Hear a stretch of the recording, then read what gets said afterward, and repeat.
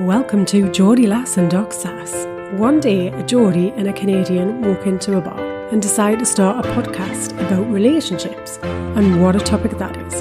No subjects are off limits. Get in touch today with us at geordielass.com or email info@geordielass.com and let us know what you think and what we should talk about. Welcome to the podcast. Hello, hi. Hello. Hey. And we have you back in Canada. Toronto. Yep. Toronto. Welcome. As we flew back, it was a beautiful day, and it was clear, and we kind of flew in, and I had from the plane a good view of the CN Tower, which is like my favorite. So I was like coming in and seeing the beautiful Lake Ontario, the CN Tower, and I'm like, I'm back. Oh, was it nice heading home? Did you feel arriving back? Oh, because it's been 5 weeks away. So, and then I got into my car and I got to zip around and I was like, oh my God, I was so excited. Woohoo! That's always the thing when you've been away for a little while, actually getting back behind your kind of own wheels and feeling like you're in control again. Damn, Sarah, like snap. That was totally well stated. That's exactly how I felt. Yeah. As much as travel is amazing, I was living in a place where I wasn't cooking, I was going out a lot, and I was, so being back, it's just, oh my gosh, but I come back a changed person, Sarah. I've changed. Oh, so great. And you're looking well on it. Oh, thank you. Yeah. Yeah. Jet lagged. Did the whole getting up at 5 a.m. and then sleepy by 11 a.m. and the whole thing, all the things. Yeah. But settling in. Yeah. Anyways. Well, you're certainly not looking jet lagged. So as beautiful as ever. Oh, well, thank you, Sarah. Oh my God. Sarah, you lift me up. Yeah. Yeah. How's it going on your side of the pond? Which now I can say, now it's back on your side. I know. Now we're back. Yeah. Different locations. Yeah. Yeah. Things are good. It's it was a nice weekend. Good combination of things at the weekend. Nice kind of catching up, some snoozing, and seeing friends. So, it was good. Oh, gorgeous! Like that is beautiful, and it's always nice to see friends. It is nice. Okay, well, you rocked my pants off last week with the relationship news. I'm not going to keep you at such a high standard because that was nuts. It's kind of like doing mushrooms 3 days in a row. Like you can't. By the third day, you're like, oh my God, this is just getting ridiculous. So maybe I could probably do like with something slightly more sedate. So I don't want to put my expectations up. Yes. Don't worry, we're not going to delve into your relationship life and your likes and lusts again. My primal cougar instincts. You are safe today. Oh, good. I'm just going to give you some bog standard relationship tips this week. Okay. All right, I'm ready to go. Okay. Happy couples don't just post their vacation photos and kissing selfies. Happy and healthy relationships require some hard work. Here are 8 things that healthy couples do. Oh, word. Mm-hmm. They listen to each other. Uh-huh. Yeah. They work on being happy as individuals. Oh, yeah. Oh, heck yes. Yep. They encourage each other to grow. Yes, and are not intimidated by it. Yeah, exactly. Yeah. They inspire each other. Oh, that's a nice one. Yes. It is a nice one. I like that one. It's one thing to inspire, and it's another one to allow yourself to be inspired and not intimidated by the other person's greatness. Yes. Yeah. They avoid gossiping about each other. Oh, geez. I mean, is that, so you mean not going down to the pub and talking to your mates about how crappy your spouse is? Does that? Yeah, that's it.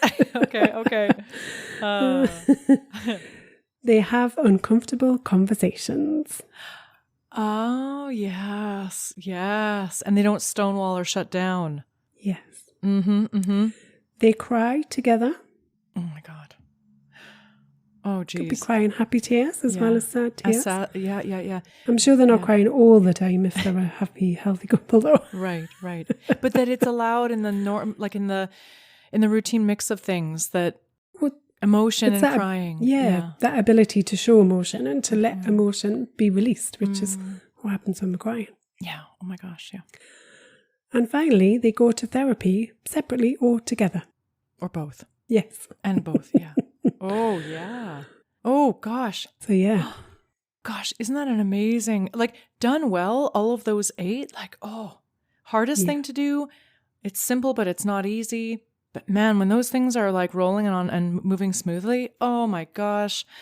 Yeah, absolutely. I would take those any day over like this kissing selfie, which we see a bunch of on like Instagram and Facebook. We're like, especially like on holidays and especially, like Valentine's Day. I don't know. I'm going to there's a lot of people who post these like public happy Valentine's Day to their partners. And I'm like, yes, what's going on there? I mean, yeah, it's just kind of interesting. Well, we've become a nation of sharers, haven't we? So, but we share all of the positive things. We very rarely share some of the kind of downsides and negative aspects of relationships. So the reality becomes quite distorted when we look at what we believe a relationship to be. Yeah, and sometimes we're posting because we are unhappy and we're trying to make something, rather than addressing it head on, we're trying to kind of fool ourselves into thinking that we're sort of in happy land, Disneyland, because we can't acknowledge hard things. Yeah. Yeah. Oof, yeah. Yeah. Oh, gosh. Okay. I like that list. That's great. One thing to say it, another to do it. Well, yeah, quite. So I think there's quite a few in there that we've talked about regularly, a few that maybe we haven't talked about as often. So it's quite nice to get a different balance and a different mix. Yeah. Allow you to be inspired by your partner. Yeah. And that they be inspired by you. That's fantastic. Yeah. Okay. All right. I think I'm over my jet lag. I think we can rock and roll. Have you woken up and you're ready to go, miss? Yeah, totally. I was sleeping when we first started this. I'm like, I'm really up now. Yeah. I'm on it. Yeah, I'm there. Totally. Oh, totally. All right, let's move you to a hot topic. Okay, let's go.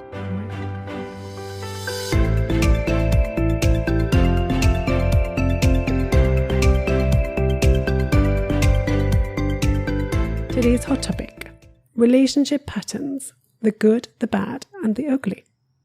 Yeah. Yeah. Yep. Oh my gosh. Well, let's start with the ugly. No, I'm joking.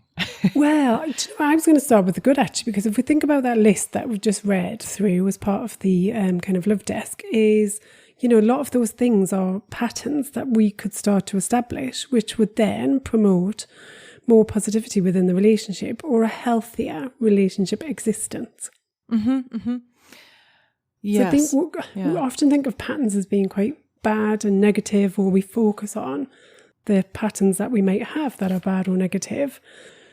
And there are some positive patterns that we can create within a relationship. So we've talked before about relationship rituals and how that can then kind of create a positive impact on the relationship. So that might be setting aside a certain amount of time every day to have a conversation. It might be doing something caring and thoughtful for your partner. Mm-hmm. It might be the 2-2-2, the kind of 2 dates, 2 mini vacations, 2 big vacations every 2 years. Yeah. So kind of those sorts of things that we've discussed on the podcast before, they're all patterns that we want to put in place because we want to create a connection where we care about each other and we want to listen to each other. We want to dedicate time towards each other.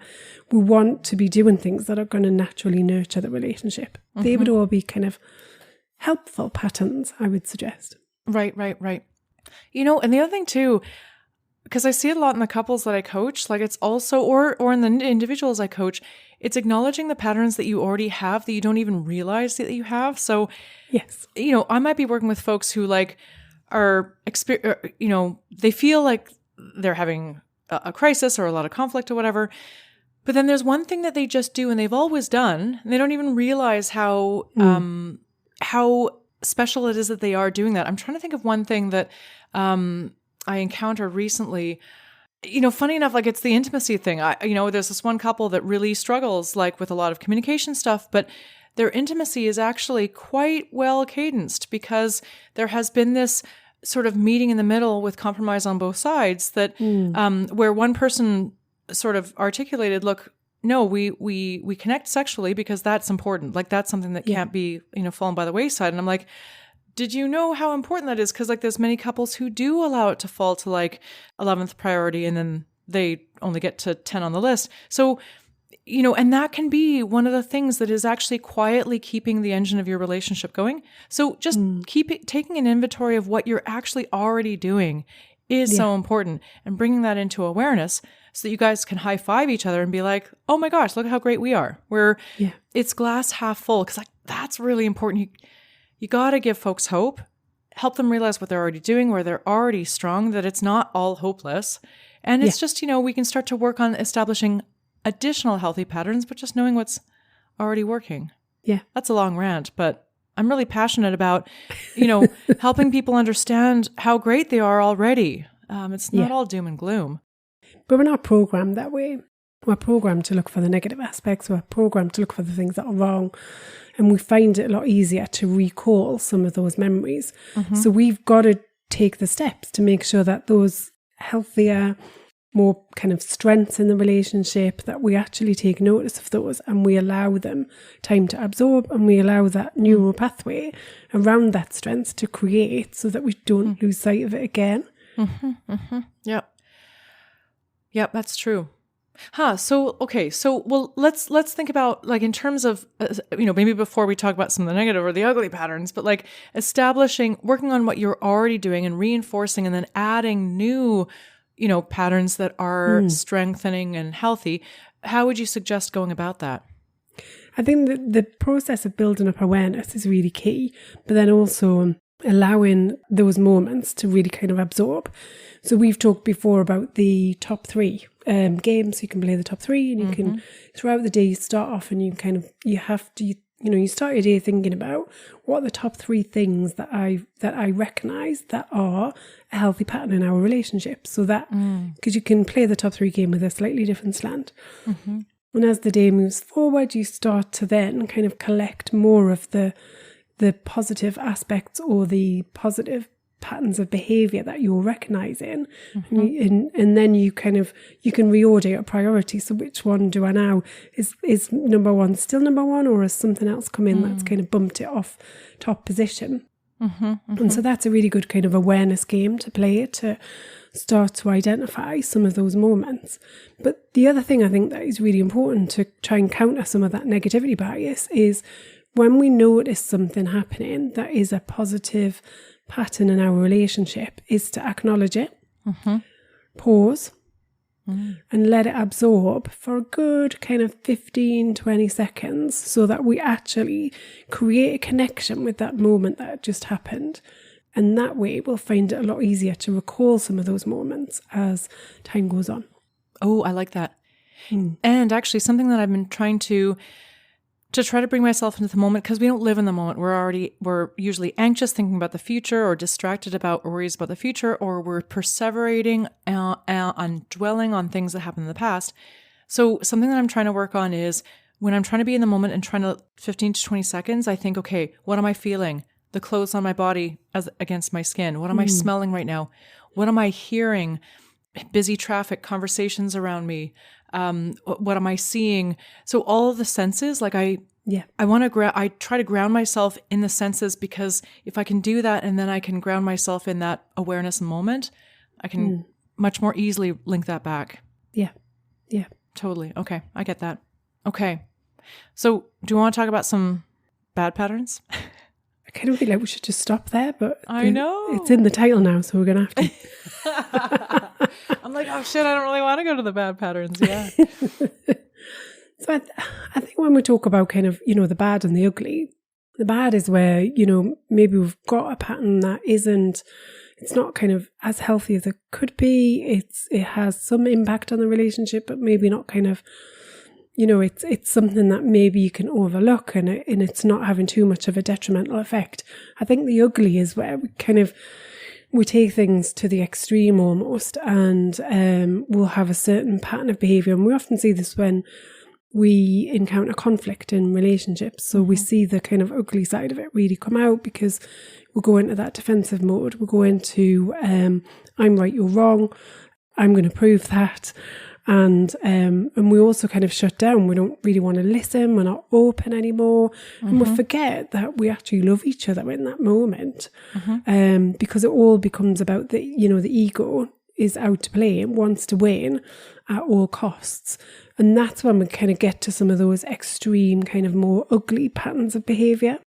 So the bit kind of, the bad, the bit in between, I would say, because it kind of feels like they're on a bit of a spectrum, doesn't it? Is maybe when we notice some of these patterns creeping in and we're not then taking control of those. We're not stepping in. We're not trying to break some of this cycle or patterns of behaviour. Or maybe it is just something generally that as a partner I can forgive you for a certain pattern of behaviour because I kind of think, well, it isn't that terrible. I can put up with it. But we do need to be careful of some of those moments because the more that we expect our partner to forgive, to forget, to move on, to dismiss everything as just being that's the way that I am, over time there's an accumulation effect, and that's when we can maybe 2 or 3 of these things that we would say aren't that terrible, we can put up with. Suddenly when you get multiple versions of those, then you trip straight into that kind of ugly pattern of behaviour where it just becomes too much. The compound effect is too much. And we find ourselves doing things that, again, if we had seen this playing out like in a film, 1, 2 or 3, 5, 10, 25 years down the road, if we'd seen that in a film before, we'd be like, oh my God, that's terrible. Like, I can't believe I'm showing up like that. I'm, how far I've slipped away from my ideals and my values and such. Yeah. In the relationship news, like that quality of listening. So yeah, the bad would be like not listening, but it's amazing how many of us are defensive in that our partner starts to make a suggestion, and the second that they do, it hits buttons where we feel irritation, anger, and then we snap back and we're like, nope. We dismiss it right away. And then, of course, that creates a lot of frustration with our partner. Like, you didn't even listen to me. You don't consider me. You're dismissive. You don't respect me. You think all my ideas are stupid. But it's interesting about this pattern of like our defensiveness, like our shutdown, like, no, we have to examine like why we are getting so triggered. Like, what's the feeling of, it could be that our partner is always trying to kind of mansplain to us, right? So we've developed this strategy by which we push against them and we just say no and we dismiss all of their ideas because it irritates and embarrasses us but so a lot of this is to discover what is that feeling that is causing us to show up in a way that we don't want to, because it's not anger. There's always going to be the feelings underneath. The anger is the defensiveness. The frustration is defense. That's the pushback. But the first initial sort of raw nerve that it's hitting is probably that we're feeling humiliated, we're feeling embarrassed, we're feeling lack of respect, whatever that is. And that's important to get to the bottom of, to understand why we tend to show up the ugly, like angry, defensive. Short-tempered. Yeah, that is because the only way that we can listen is if we disarm some of our quick to react, knee-jerk reactions that develop into a very well-honed pattern within years of a relationship. For me, a lot of this really centers around the fact that we can't accept flaws in ourselves or other people. If we accept that in that moment, when I feel like I'm going to jump to defensive mode because you've said something that makes me feel like, maybe I'm less than perfect and I want to instantly defend myself, or I want to try and kind of score a point back. We're getting to that game of tennis where I'll then kind of retaliate, and it's a form of deflection. So I don't want to listen to what you're saying. I'm going to tell you something that you do that's terrible. So then we're both on an even point then, and or I might even go one further. I might list another 10 things that I think are terrible about you, and in which case then I'm no longer as bad anymore, and we're kind of really fixated, aren't we, on kind of who we are as people, and not being willing to really examine kind of what are our own flaws and how are we contributing to a situation. Yeah, and not in a way like, focus on your own flaws, not in a way to beat yourself up and like flog yourself. It's because being aware of your flaws, but also being really gracious to yourself, allows you to be able to have choice. Where it takes the unconscious to the conscious. Yeah. And you become a sentient being, or whatever we call that, which is, in choice. Because all of us yearn for cohesion and harmony in our relationships. It is so frustrating to see ourselves descending in this well-worn pattern, like, oh, here we go again. And you know that you're contributing some to it. Although, the big disclaimer here is in abusive, gaslighting, manipulative, emotional abusive, physically abusive relationships, there isn't like, oh, well, what part are you playing? Like that again, I'm not referring to abusive relationships here. I'm talking about the kind of, the bad and the ugly. The everyday relationship shit that comes up for all of us. Exactly. Yep. The everyday relationship shit. There you go. Perfect. Yeah. So you see yourself diving in and you're like, oh shit, here we go again. I can't stop myself. We all want to be able to stop ourselves. Yeah. Get it onto a new track. The majority of people that I work with as well, that's the thing that comes up for them, is kind of, we just find ourselves in this position time and time again. Like, I don't know how to stop it. It almost feels like it's out of your control. Yeah. And, the energy work that you and I do, where we kind of look at those levels of energy that are showing up when we're in those lower levels of energy, it is that I feel like everything is kind of happening to me because we're missing parts of it that it's almost like you can't see, somebody's presented you a paint by numbers, but it's only had number 1 and 2 coloured in on it. And the rest of it you can't see yet. It hasn't become apparent to you. Yeah. Oh gosh. Yeah. That's a great analogy. Yeah. So part of kind of breaking those cycles and breaking some of those patterns of behaviour, I think, we're saying the first stage of that is absolutely awareness. And I think the second part of it, which links to the bit that I'm saying about your flaws and accepting those, is accepting that it's happened, right? This has happened. This is who we are right now, but it doesn't have to be who we are forever. But this is actually the reality. This is the current situation. And if nothing else changes, this will be the situation for time and time to come. Yeah. Yeah.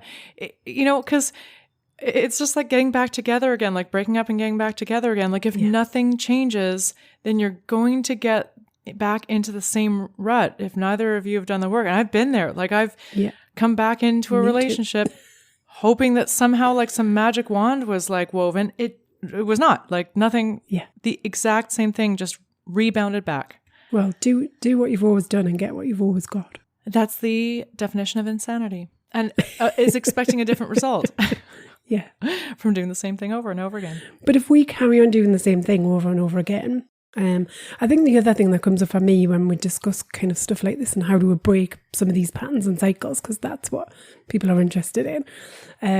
It's all well and good feeling kind of like, yes, I recognise that. But the next part of it is then kind of what do I do with it? One of the most important things to remember, and I kind of see this with clients all the time, is you can't expect to undo patterns of behaviour with kind of a flick of a switch, or I've had kind of one attempt at that and therefore I expect everything to be completely different. So they used to say this thing with the kids when they were little. If you were trying to get them to undo a behaviour that they'd been doing, you had to have something like twice as long to recover from that than you did for the behaviour to have been created. So if it had been, 2 weeks and your child had started to display a certain type of behaviour, then it would take 4 weeks for you to kind of help your child to unlearn, untrain that. So I think there's that. There's also the kind of analogy with kids as well, where you want to try and get them used to new flavours and new tastes and try and expand their food appetite. And so again, you have to present the same food kind of over and over again before it'll start to feel familiar, before they actually start to accept it.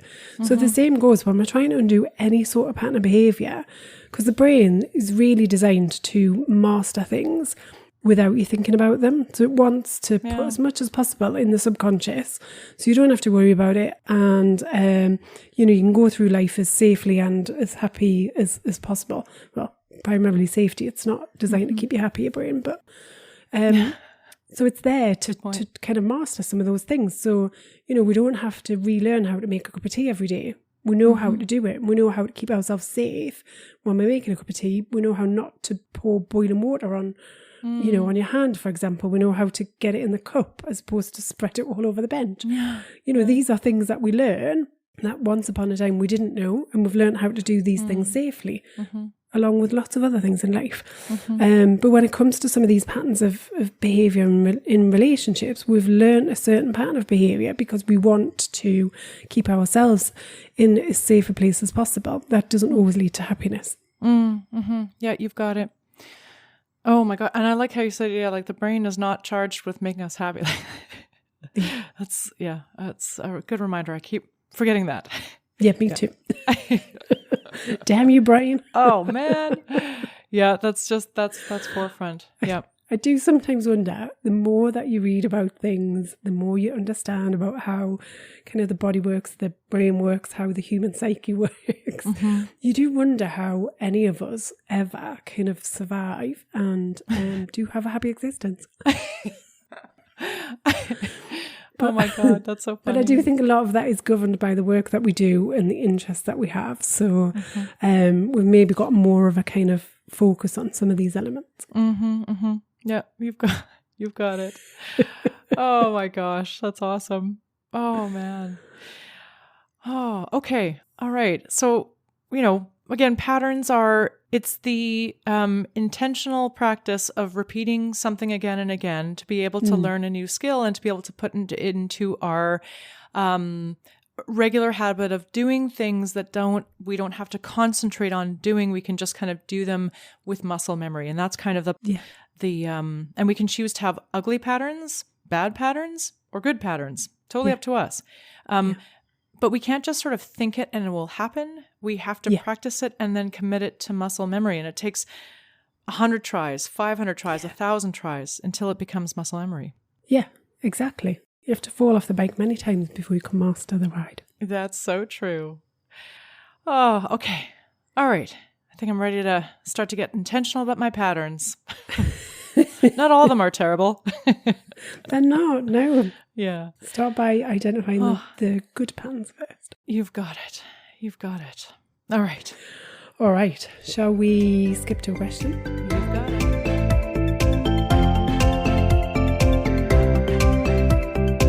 Today's question. I want to leave my fiance. He belittles me and never takes no for an answer. The problem is I have no job at the moment and he supports me. I've got a little family and the ones I do have he doesn't want me to see. We only ever see his friends. How do I leave him? Yeah, man. Yeah. I mean, this is the, I think we were talking just before we started recording, is this coercive control that can kind of creep on and there have, there's some good media around this, but this kind of slow, insidious sort of pattern of isolating you financially and socially so that you don't have a strong foundation to stand on if you want to leave. So, there's a lot of by design about this whole system here. Yeah. That this person finds themselves in. Yeah. Yeah. I think you can find yourself. It's like things just creep up and change over time, don't they? It starts off then kind of, everything's great. You see all the positive aspects of somebody in the start, and then even things that you view as being quite positive. So the job and the support, maybe this person has decided they're going to go for a career change and the partner has said, well, I'll support you in that. You give up your job, you focus on this. That can seem like something that's got positive intention behind it. It can be seen to be done in the right way. But if there isn't a positive intent behind it, if it's all because it's kind of more, mastermind by, actually, I want somebody to be in my control and I don't want them to be making their own decisions, then we can see how it does quickly turn into, much more negative and difficult situation that you'd find yourself in. Oh, yeah. Yeah, gosh, yeah, totally. I mean, it's a good point, right? Like, we hear this, like, I don't have a job at the moment. We're like, oh, what kind of person doesn't have a job? But it's like, wait a minute. Yeah, I'm taking a career transition, which my partner verbally said would support me. And I'm like, oh, yeah. Yeah. Oh, my gosh. Or maybe I've just been made redundant and maybe your partner's encouraging you to waited out for the right position. There could be all manners of reasons. And again, they could be, some positive intention behind it or less positive intention. So there's a lot, I think, to unpick here around kind of what's, I don't want to say real and not real, because everything that we experience is real to us. Mm-hmm. But it is trying to get to a position where we've got more of a view on what we think is happening, but also what the possible next steps are in terms of understanding this. So is there anything that is skewing my view right now of this situation? Or am I absolutely certain that all of this is the place that we are? And how do I get to a point where I can explore that in more detail in a way that I feel safe doing? Because it sounds like this person feels, remarkably vulnerable and in a place where they are kind of stuck. So, and that we know is never a great place to try and take action from. Mm-hmm, mm-hmm. Yeah. One of the things that might be important to sort of kickstart is to start to re-engage socially. And again, if you're absolutely not allowed to, there is actually danger or harm to you, then it is a situation where you do need to find, emergency support situations emergency shelter and housing and so forth. Yeah. But one of the biggest things is, okay, so is there any possibility, even if I might face derision or negative comments or so forth, that I do start to re-engage? Maybe this person has told me that, oh, your family sucks and they're terrible and your mother is terrible and your father. Well, okay, I'm going to reconnect with them anyways. Yeah. Or friends, because maybe they do provide some benefit. Maybe you can choose what you get from them. And that might, but maybe reconnecting with somebody that is a positive influence for good. If you are able to safely do so, might be one of the first steps. Because getting out of that echo chamber of one person kind of putting you down all the time. Yeah. Yeah.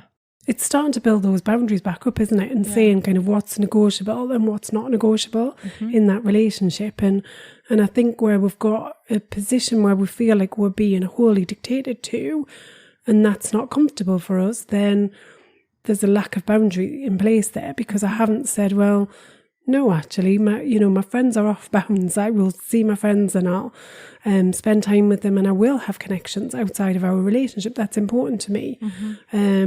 It may be the financial independence. Actually, I've thought about this and financial independence is important to me. I want to feel like I've got some control over my own finances and I've got some money that I don't feel like it's kind of just solely joint money and or your money. I want to have some financial independence there. So I think it's starting to pick off some of those things, because there's a lot of things in there, isn't there? There's kind of, I can't speak to my family, I can't socialise with my friends anymore.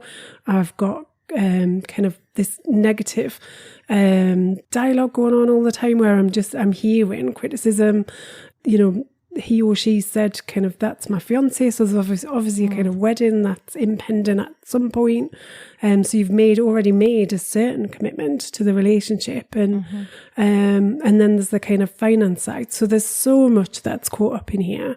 I think it's trying to pick off, as you say, some of those kind of, what would be some of the smaller items to actually start to feel like you're regaining some sort of sense of control of your own life. Yeah. And the choices that you've got within that life. Yes. And you say there's obviously been some commitment, but what I remember is there are people who are engaged, but they don't necessarily feel a sense of control over that runaway train heading towards marriage. One of the things that really restricts a lot, one of the blocks is, I can't delay my wedding. I can't call it off. Invitations have already gone out. People would expect,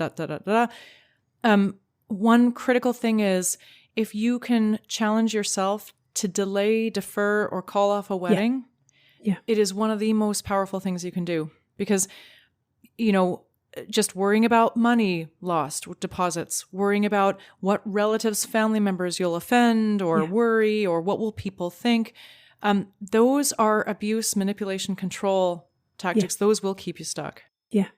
But that puppy's not just for Christmas, right? You're entering into a lifelong commitment, and yes, there are ways to get out of it. That's not always that easy, Yeah. And if you're in a situation where you are uncertain, the best thing to do is to try and put some distance, have some space, and allow yourself to feel more comfortable with the choices that you're about to make. Yeah, you've got it. Oh gosh, yes, totally. Yeah. It's really tough, I think, especially in this climate where we do have people that are challenged financially, even with two parties working. You know, we talked about it the other week, the single tax, the kind of cost of actually living by yourself, like this pressure and things kind of are rising. But that should never come at the cost of kind of overall happiness or a way. There's always a way. It might not be the way that you envisage for your life, and it might result in some sacrifices in other areas that maybe you weren't, you know, intending to make at this point in your life. But we have to feel an overall sense of kind of happiness and well-being in the space that we're in relationships and the choices we've made there. Yeah, yeah. And you're right there. Like that, I think that's the biggest block. That's when we're coaching people around really hard decisions like this. People present the story as if there's a whole bunch of closed doors that can't be opened. There's really no doors open. So they present us with a story of, I'm stuck in this situation and there's no options. Yeah. And our job is not to like wave a magic wand and create a new door, because that doesn't happen, right? It is to question, you know, how true is it that this door is not openable? And one of the things that I can kind of unlock, and maybe folks who are listening who kind of identify with this sort of thing, is if you were to do the craziest thing right now, what would that be? And a lot of people would, you know, say something like, "Oh, I would move to my sister's house in another state, and I would call off the wedding, and I would take like a year to just sort of think about it, and I would get a job at my old job, and I would just sort of build up my finances." But I can't do that, you know, and then of course, then this whole avalanche of, but I can't do that because blah, blah, blah. And I'm like, well, what I heard just there is you would open up a pressure valve release. Your sister, though I'm sure that there's always crazy stuff with family, but that is a safe place for you. And I just heard that calling off the wedding, how terrifying that would be, but that would actually alleviate a lot of pressure. And there may be a chance for sort of not the forever job, but a good enough or just a stepping stone job. So guess what? Yeah. In asking that question and in answering that, like with the first thing that comes to mind, you actually pop the doors open just a little bit. So we can kind of walk in and just see what's possible. Yeah.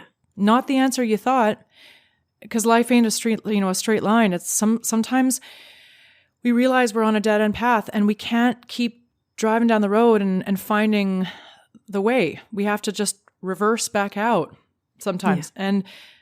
And it feels wasteful, like, oh, we're adding more kilometers to the car. It was a wasted trip. No, it's just that sometimes we have to revert. We took the wrong path. We're 200 kilometers off course and we need to reverse back out. Yeah. And that to realize that, awareness and acceptance, can be the most powerful things. Yeah. But it's believing that if I take this step that I'm going to be okay.